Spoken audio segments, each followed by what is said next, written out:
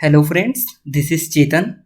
जब भी no confidence motion पर बात होती है तो सबकी नज़र इतिहास पर भी जाने लगती है। भारतीय लोकतांत्रिक व्यवस्था में अविश्वास प्रस्ताव का इतिहास 6 दशक पुराना है।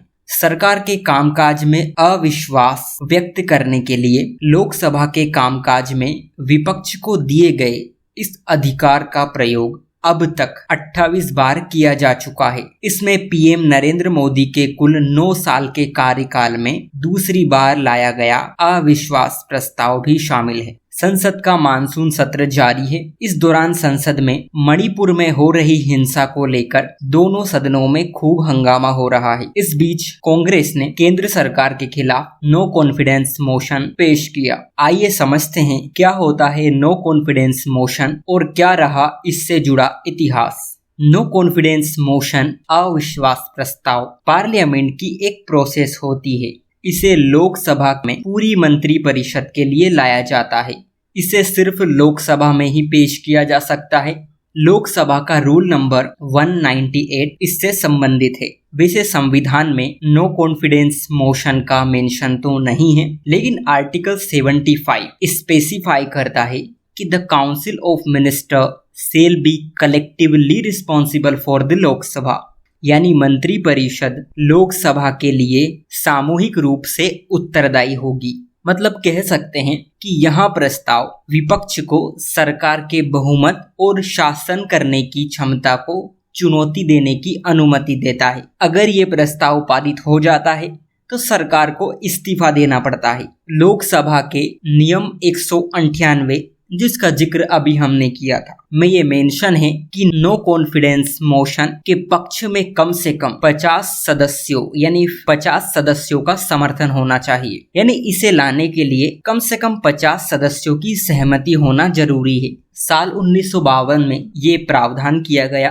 कि 30 लोकसभा सदस्यों के समर्थन से सदन में अविश्वास प्रस्ताव पेश किया जा सकता है, लेकिन अब यहाँ संख्या 50 है। ये प्रावधान होने के बावजूद पहली 2 लोकसभा के कार्यकाल में एक भी अविश्वास प्रस्ताव प्रस्तुत नहीं किया गया।